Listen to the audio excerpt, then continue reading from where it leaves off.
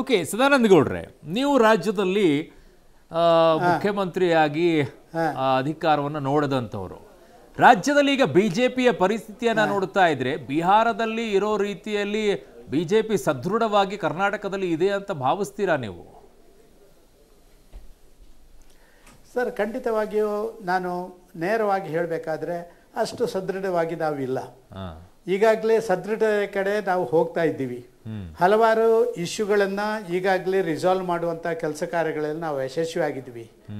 ಒಮ್ಮೆ ಅಧಿಕಾರದಲ್ಲಿದ್ದವರು ಸೋತ ತಕ್ಷಣ ನಮ್ಮೊಳಗೆ ಆಚೆ ಈಚೆ ಮಾತುಕತೆಗಳು ಮತ್ತೊಂದು ಆಗ್ತಾ ಇರುವಂಥದ್ದು, ಮತ್ತು ಆ ವಿರೋಧ ಪಕ್ಷದಲ್ಲಿದ್ದುಕೊಂಡಾಗ ಆ ವಿರೋಧ ಪಕ್ಷದ ಸಂಘಟಿತ ನಮ್ಮ ಕೆಲಸ ಕಾರ್ಯಗಳನ್ನು ಮಾಡೋದು, ಇದರಲ್ಲೆಲ್ಲ ನಾವು ಸ್ವಲ್ಪ ಮಟ್ಟಿಗೆ ಇನ್ನೂ ಕೂಡ ಮುಂದೆ ಹೋಗಬೇಕಾಗಿದೆ.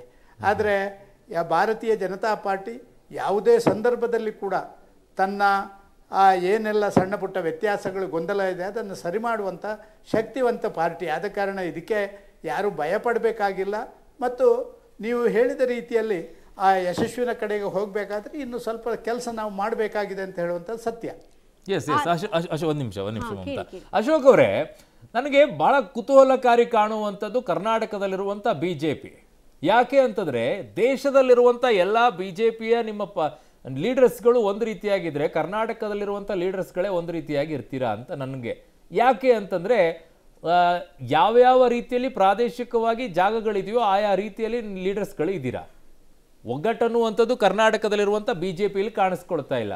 ಈಗ ಬಿಜೆಪಿ ದೇಶದಲ್ಲೆಲ್ಲ ಚೆನ್ನಾಗಿದೆ ಅಂತೇಳಿ ಅದ್ರ ಮೇಲೆ ನಾವು ಗೆಲ್ತೀವಿ ಅನ್ನೋ ವಿಶ್ವಾಸನ, ಅಥವಾ ಯಾವ ಲೀಡರ್ಶಿಪ್ ಮೇಲೆ ಕರ್ನಾಟಕದಲ್ಲಿ ಬಿಜೆಪಿಯನ್ನ ಜನ ಒಪ್ಪಬೇಕು? ಯಾವ ಲೀಡರ್ಶಿಪ್ ಮೇಲೆ? ಒಬ್ಬೊಬ್ಬರು ಒಂದೊಂದು ದಿಕ್ಕ ಹತ್ರ ಇರ್ತೀರಾ?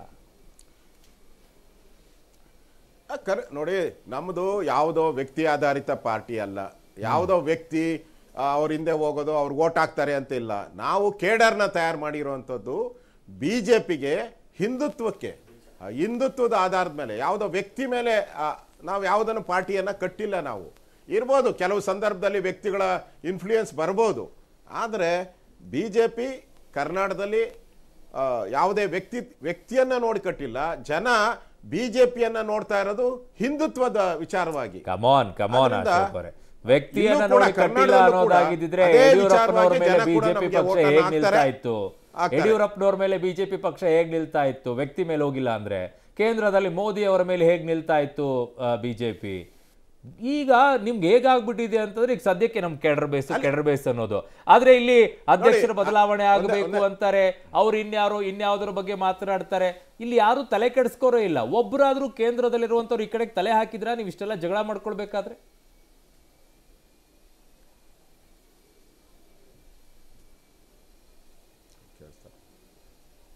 ಕೇಳಿಸ್ತಾ ಇದೆಯಾ ಅಶೋಕ್ ಅವರೇ? ಈಗ ನೋಡಿ, ಅವರು ಏನೋ ಹೇಳಿದ್ರು ಮೋದಿ ಅವ್ರನ್ನ ಅಂತ. ಮೋದಿ ಅವ್ರ ಮೇಲೆ ಡಿಪೆಂಡ್. ಅಟಲ್ ಬಿಹಾರಿ ವಾಜಪೇಯಿ ಅವರು ಇದ್ರು. ಅವ್ರ ಮೇಲೆ ನಾವು ಹೋಗಿಲ್ವಾ? ಎಲೆಕ್ಷನ್ ಗೆದ್ದಿಲ್ವಾ? ಅಟಲ್ ಬಿಹಾರಿ ವಾಜಪೇಯಿ ಅವರು, ಅದ್ವಾನಿ ಅವರಿದ್ದಾಗ ಎಲೆಕ್ಷನ್ ಗೆದ್ದಿಲ್ಲ ನಾವು. ನೋಡಿ, ಇದು ಮೋದಿ ಅವರಿಂದನೂ ನಾವು ಗೆದ್ದಿದ್ದೀರಿ, ವಾಜಪೇಯಿ ಇದ್ದಾಗೂ ಗೆದ್ದಿದ್ದೀರಿ. ಮುಂದೆ ಯಾರು ಬರ್ತಾರೋ ಅವರ ಹೆಸರಲ್ಲೂ ನಾವು ಗೆಲ್ತೀರಿ. ಅದ್ವಾನಿ ಅವರು ಕೂಡ ಅವರು ಮೈನ್ ಪರ್ಸನ್. ರಥಯಾತ್ರೆ ಮಾಡೋ ಮುಖಾಂತರ ಬಿಜೆಪಿಯನ್ನ ಕಟ್ಟಿದವರು ಅದ್ವಾನಿ ಅವರು. ಅದರಿಂದ ಇಲ್ಲಿ ಯಾರು ಚುನಾವಣೆ ಬಂದಾಗ ಯಾರ ನಾಯಕತ್ವ ಏನಾಗಬೇಕು ಅನ್ನೋದು ನಮ್ಮ ಕೇಂದ್ರದ ನಾಯಕರು ತೀರ್ಮಾನ ಮಾಡ್ತಾರೆ. ಅದರ ಮೇಲೆ ನಾವು ಚುನಾವಣೆಗೆ ಹೋಗ್ತೀರಿ. ಆದರೆ ವಿಚಾರ ಏನು? ವಿಚಾರ ಇಂಪಾರ್ಟೆಂಟು. ವಿಚಾರ ಏನು? ಹಿಂದುತ್ವ ಬಿಜೆಪಿ ಕಮಲ, ಇದೇ ವಿಚಾರವಾಗಿ ಇಟ್ಕೊಂಡು ಹೋಗ್ತೀರಿ. ನಮ್ಮಲ್ಲೂ ಕೂಡ ನೋಡಿ, ಈಗ ಯಾವುದೋ ಒಂದು ಸಂದರ್ಭದಲ್ಲಿ ನಾಯಕತ್ವದ ಪ್ರಶ್ನೆ ಬಂದಾಗ ಕೇಂದ್ರದ ನಾಯಕರು ತೀರ್ಮಾನ ಮಾಡ್ತಾರೆ ಯಾರು ಆಗ್ಬೇಕು ಏನು ಅಂತ ಹೇಳ್ಬಿಟ್ಟು. ಹಂಗನ್ಬಿಟ್ಟು ಬಿಜೆಪಿಯಲ್ಲಿ ನಾಯಕರೇ ಇಲ್ಲ ಅನ್ನೋದು ಸಾಧ್ಯನೇ ಇಲ್ಲ. ಎಲ್ಲ ನಾಯಕರು, ಬೇಕಾದಷ್ಟು ಜನ ನಾಯಕರಿದ್ದಾರೆ. ಯಾರು ನೇತೃತ್ವ ಅನ್ನೋದನ್ನ ಪಾರ್ಟಿ ತೀರ್ಮಾನ ಮಾಡುತ್ತೆ.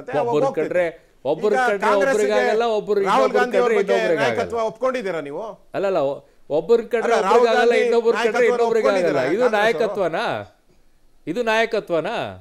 ಅದೆಲ್ಲ ಅದು ನೀವು ಮಾತಾಡೋ ಅಷ್ಟೇ. ನಮ್ಮಲ್ಲಿ ಆ ಥರದ ವಿರುದ್ಧ ಯಾವತ್ತನ ಸ್ಟೇಟ್ಮೆಂಟ್